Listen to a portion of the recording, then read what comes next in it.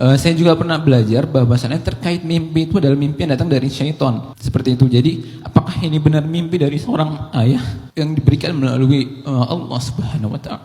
Saya seorang mahasiswa dari Fakultas Kedokteran di suatu universitas swasta, memiliki sedikit kendala ya ketika ada suatu permasalahan di perkuliahan seperti itu.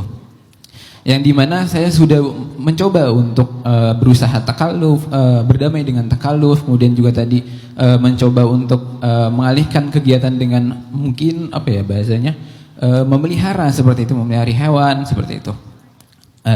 Nah di sini itu saya dapat kegundahan Ustaz. Nah terkait ini apakah benar gitu Ustaz? Maksudnya tadi kan saya udah mencoba untuk berdamai, kemudian juga selanjutnya di sini saya itu selalu kebetulan saya ditinggal seorang ayah pada tahun 2023. Ya, beliau selalu mengingatkan terkait mungkin ada kendalanya di kuliahan seperti itu. Ketika saya meninggalkan berdamai dengan takaluf tersebut, Ustadz, saya selalu dihampiri dengan mimpi beliau. Apakah ini adalah tanda gitu ya? Maksudnya kan kalau misalkan saya juga pernah belajar bahwasannya terkait mimpi itu adalah mimpi yang datang dari syaitan. Seperti itu. Jadi apakah ini benar mimpi dari seorang ayah yang diberikan melalui Allah Subhanahu wa Ta'ala? Kemudian bagaimana saya menyikapinya Ustaz? Maksudnya di sini sendiri saya merasa ini mimpi yang benar atau tidak, dan ini merupakan langkah yang benar atau tidak, seperti itu Ustaz. Terima kasih.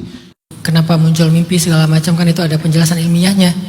Dan juga dari mental, karena mimpi juga bisa berpengaruh dari kondisi mental kita. Ketika mental kita tertekan, pasti mimpinya mimpi-mimpi buruk. Ketika kita lagi happy, pasti mimpinya mimpi-mimpi baik gitu kan. Ada faktor-faktor saintifik baik secara mental maupun secara fisik yang mempengaruhi mimpi kita. Nah, tapi kalau dari sisi agama, mimpi itu ada dua.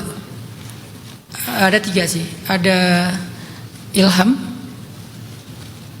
ada bunga tidur, ada gangguan syaitan. Ilham ini terutama mimpi yang paling baik itu mimpi ketemu Allah, mimpi ketemu malaikat, dan mimpi ketemu Nabi. Karena setan tidak bisa menjelma sebagai Rasulullah atau para anbiya. Maka ini pasti mimpi ilham. Kategorinya mimpi baik lah, ilham.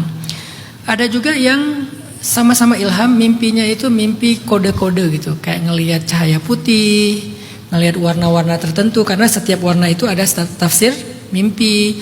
Ngelihat langit, ngelihat alam, ngelihat sesuatu yang menakutkan, kode atau petunjuk tentang bahaya, kayak ngelihat ular lah, ngelihat penjahat lah, ngelihat kalajengking. Ini ilham juga. Ini bukan mimpi buruk, ini mimpi baik, bentuk ilham tentang hal-hal yang harus kita waspadai. Sebelum saya pernah dapat musibah ditipu orang. Agak lumayan lah ditipu orang. Mertua saya mimpi. Kata mertua saya, nak, ibu mimpi kamu dikelilingin sama banyak orang jahat. Kan gak mungkin gara-gara mimpi itu saya langsung curiga dengan semua orang ada di circle saya ya. Jahat semuanya kayak ini. Menurut mimpi mertua saya. Tapi setelah beberapa lama kejadian saya ditipu oleh beberapa orang, maka saya jadi mikir, oh benar ya mimpi itu. Maksud mimpi itu jadi kayak petunjuk buat saya lebih hati-hati, bukan buat suuzon ke orang lain. Lebih hati-hati aja dalam mengambil keputusan, bekerja sama atau apa misalnya. Nah itu bentuk-bentuk petunjuk ilham. Walaupun ilham yang terbaik itu rahmatnya adalah mimpi ketemu dengan Rasul. Tapi ada juga ilham bentuknya ya ngelihat hal-hal yang buruk. Bagaimana dengan orang tua? Ya itu juga bisa menjadi mimpi baik, atau bahkan bentuk rindu kita secara neurologis, atau bentuk dari ilham dari Allah bahwa orang tua sedang Allah kayak ngasih tahu tentang orang tua itu senang atau susah di alam akhiratnya dengan mimpi kepada anaknya. Kayak misalnya ketika anaknya berbuat maksiat, dia akan bermimpi ayahnya kayak kecewa, Itu sebuah petunjuk dari Allah supaya kita memperbaiki diri, supaya kita bertaubat lewat orang tua. Kenapa lewat orang tua? Mungkin dia yang paling mempengaruhi kita. Atau lewat anak, bagi yang udah anaknya wafat misalnya, dia yang paling mempengaruhi orang tuanya. Jadi bisa aja Allah ngasih kita petunjuk dengan mimpi-mimpi seperti ini. Nah, yang kedua nanti ada mimpi yang sekedar hiburan aja. Dan yang ketiga ada mimpi buruk. Salah satu mimpi yang paling buruk itu adalah mimpi mantan. Iya, itu mimpi buruk kan.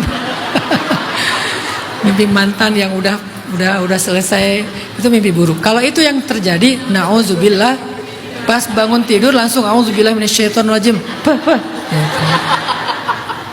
Itu kalau mimpi buruk. Kalau mimpi yang hiburan, ya hiburan aja, nggak ada makna apa-apa. Bagaimana cara kita membedakan? Kita harus baca lagi tuh tentang tafsir mimpi, karena setiap mimpi itu ada maknanya. Kalau nggak ada di tafsir mimpi berarti itu cuma hiburan aja. Saya berharap Mas Irfan, mimpi orang tua itu ilham. Semoga itu ilham. Walaupun saya bukan seorang ahli tafsir mimpi, jadi saya nggak bisa menjawabnya. Saya cuma bisa berharap. Saya nggak bisa menjawab itu karena itu bukan spesialisnya saya.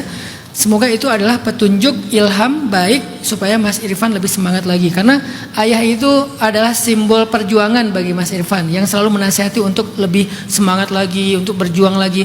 Jadi setiap kali Mas Irfan lelah, muncul sosok ayah dalam mimpinya, seolah-olah ayah pengen bilang, nak semangat ya, nak berjuang ya, jangan nyerah ya. Seolah-olah ke situ arahnya. Saya menerjemahnya kan gitu. Karena saya juga simbol perjuangan saya adalah ibu. Kalau saya lagi capek banget, lagi lelah banget dengan masalah hidup saya suka mimpiin ibu. Karena ibu saya adalah simbol yang selalu ngasih saya semangat berjuang sejak saya kecil sampai saya kuliah. Kan meninggalnya pas tsunami di Aceh ya. Beliau korban tsunami juga, saya masih kuliah di Mesir. Setelah itu saya kalau misalnya lagi lelah banget, mimpinya ibu. Disitulah saya memaknai, oh ibu nyuruh saya berjuang seperti ketika dia masih hidup dulu gitu. Walaupun mungkin itu hanya petunjuk dari Allah, bukan ibunya yang ngirim pesan ke saya, hanya petunjuk dari Allah.